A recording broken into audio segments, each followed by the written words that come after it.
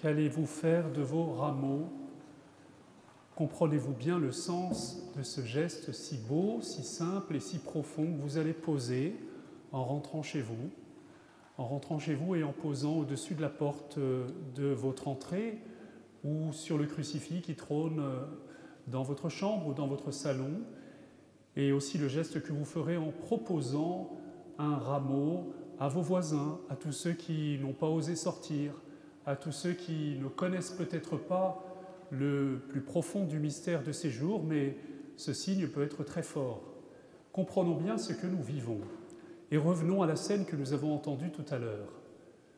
Pilate, Caïphe, toutes les personnes qui assistent de près ou de loin à cette scène ne s'y trompent pas. C'est une provocation de la part de Jésus. C'est une provocation très précise. Cela fait des siècles qu'une prophétie est alimentée par les Écritures. Elle nous parle de l'arrivée triomphale du Messie. Le Messie, c'est le successeur de David, le successeur de Salomon, le roi. Le roi qui va passer, d'après la tradition, par une des portes, la porte des Lions, l'une des 12 portes de Jérusalem, une porte triomphale. Pensez un petit peu dans l'esprit des Juifs à quoi ça correspond. On peut prendre une comparaison. Jules César, rentrant des guerres de Gaulle, va passer sous l'arc de triomphe avec, traînant derrière lui, ses trophées de victoire, ses victimes, ceux qui ont perdu en face de lui, à commencer par Vercingétorix, et il va déposer tout cela dans le temple des divinités de Rome. Il y a un peu un parallèle. Il est annoncé que le Messie, triomphant, traînant derrière lui tous les ennemis de Dieu, qui seront contraints à le suivre, entrera dans Jérusalem triomphalement, armé pour la guerre, et il achèvera le combat par la prise de possession de sa capitale, Jérusalem, qui bien des fois a été sous emprise de puissances étrangères, et parfois a même été rasée, a même été envahie. Pensez à l'invasion en 587 de Jérusalem et la destruction du temple par Nabuchodonosor, roi de Babylone. C'est cette vision triomphale que les Juifs ont. Et c'est cette vision triomphale qui alimente toutes sortes d'espérances ou d'espoirs humains. Et tout le problème est là. Quel sera le visage de ce Messie? Quel est le combat qu'il doit remporter? Et pensez bien qu'à l'époque de Jésus, il y a eu beaucoup de personnes qui se sont prétendues des Messies. Il y a comme une urgence eschatologique. Il y a par exemple Barabbas qui est en prison. C'est un repris de justice politique. Lui se proclame libérateur d'Israël, il fait le coup de feu, si j'ose dire, c'est un terroriste d'une certaine manière, il est pour une vision guerrière du Messie. Et d'ailleurs, il faudra choisir entre cette vision du Messie que nous présente Barabbas et celle que Jésus incarne. Jésus, doux et humble de cœur, qui est revêtu de pourpre et qui est revêtu des attributs de sa passion.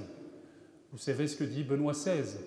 Il dit « Si nous avions encore aujourd'hui à choisir entre un sauveur à l'image de Barabbas ou de Jésus, même dans nos communautés chrétiennes, il est à parier que Jésus aurait peu de chance. » Celui qui entre sait ce qu'il fait. Et pensez que Pilate a tout de suite un rapport, puisque c'est une semaine particulière. Pilate est à Jérusalem pour l'occasion, c'est plan hors sec, vigie pirate. Il est là parce que cette semaine est particulièrement délicate. Donc il est venu de Césarée de Philippe et il a des soldats, des sentinelles partout qui surveillent notamment cette porte. Et immédiatement après l'entrée et cette acclamation par la foule, il est averti. Il est averti et il fait son rapport, il demande un rapport. Alors on lui dit, vous savez, en fait, de danger, on n'a pas vu beaucoup de chars, pas beaucoup de chevaux.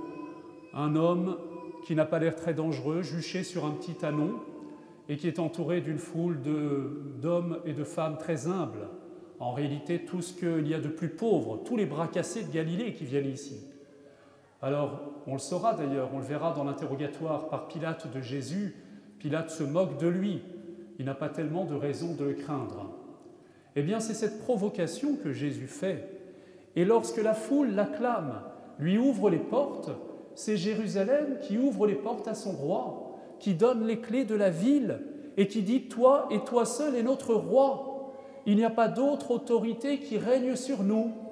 Alors viens dans cette ville et viens régner, viens établir ton règne, viens t'établir sur ton trône, viens saisir le sceptre de ta royauté, viens revêtir aussi la couronne du Messie. Et vous le savez, en fait de trône, ce sera le gibet de la croix, c'est-à-dire un moyen de torture qui était réservé à ceux qui n'étaient même pas considérés comme des citoyens ou des hommes dignes de ce nom. En fait de sceptre, il aura le roseau avec lequel on le frappe. En fait de manteau de gloire, c'est le manteau de pourpre pour se moquer de lui sur sa chair à vif. En fait de couronne triomphale, cette couronne qui a fasciné Saint Louis, la couronne d'épines qui va s'enfoncer profondément sur son crâne. Eh bien, c'est ce Messie-là qui va régner véritablement dans cette ville. Alors vous me direz, il y a d'autres autorités dans cette ville. Il y a l'autorité politique, à savoir Pilate qui représente César, et il y a une autorité religieuse représentée par le grand prêtre de cette année-là, qui est habité par la jalousie et la colère vis-à-vis de Jésus, Caïphe. Eh bien, ce que la foule dit, c'est que notre seul roi, la seule autorité qui doit régner sur nous, même si extérieurement, apparemment, ce sont Caïphe et Pilate, le seul roi de nos cœurs, de nos vies, celui qui seul a le droit de régner, c'est toi, Jésus. Eh bien, c'est ce que vous proclamez lorsque vous mettez des rameaux au-dessus de la porte de votre appartement. Les Juifs, pendant la nuit de Pâques, enduisaient le linteau de leur porte du sang de l'agneau qui avait été sacrifié. Évidemment, c'est le sang qui annonçait le sang revêtu, le sang que Jésus a versé sur la croix, et c'est ce sang, cette manière de régner paradoxalement en versant son sang pour nous, eh bien que nous invoquons sur nos maisons. Et dans le même mouvement, nous ouvrons les portes de notre maison. Et je vous propose de faire ce geste tout simple. Pour certains, ce sera plus rapide dans les studios du quartier. Mais c'est de passer dans chacune des pièces de votre appartement et de la bénir avec votre rameau avant de la mettre sur le crucifix qui est au-dessus de la porte de votre maison. Et là, vous proclamez que c'est le règne de Jésus qui doit l'emporter sur le règne de Caïphe et de Pilate dans votre maison. La violence, la jalousie, la haine sont chassés de votre maison et seul le Christ, seul l'Esprit du Christ peut régner dans votre vie. Et vous faites ce choix solennellement et vous proclamez que le mystère de la mort et de la résurrection du Christ eh bien, se reproduit dans votre vie, que vous plantez la croix du Christ au cœur de votre maison. Et je vous en supplie, soyez un peu missionnaires. Profitez de ces petits objets, de ces rites que parfois notre snobisme intellectuel ou spirituel pourrait nous conduire à considérer comme un peu ce qu'on appelle de la piété populaire, comme vous voyez. La piété populaire dit les choses les plus profondes. Et nous avons peut-être des voisins qui ne sont pas allés à la messe. Eh bien, offrez-leur des buis. Il y a peut-être une vieille dame ou un vieux monsieur qui est à côté de chez vous. Sonnez à sa porte et donnez-lui un buis. Et donnez-lui une parole de bénédiction en même temps. Pensez à ceux de vos familles à qui vous pourrez le transmettre. Profitons de ces magnifiques rites. Nous ne pouvons pas garder ça pour nous. Nous allons vivre quelque chose de renversant tout au long de la semaine. Moi, je vous avoue que tous les ans, je suis comme mais le cœur battant en entrant dans cette semaine sainte. Ce que l'Église nous donne de vivre, si nous le vivons jour après jour, si vous en profitez, si vous profitez du jeudi, du vendredi à 7h30 pour venir à l'office des ténèbres, prier simplement les psaumes, vous laisser rejoindre par la prière de Jésus, si vous participez à l'office de la Passion le vendredi, évidemment à l'office de la Sainte Seine et sommet de tout à la Vigile pascale et au baptême des adultes, je vous le garantis, quelque chose du règne de Christ eh bien, s'imprégnera, rentrera plus profondément dans votre cœur et changera votre vie pour toujours.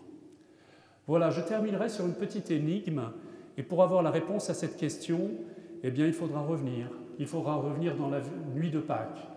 Et vous n'aurez pas la réponse si vous ne venez pas, parce qu'on n'enregistrera pas l'homélie. Je vous interroge.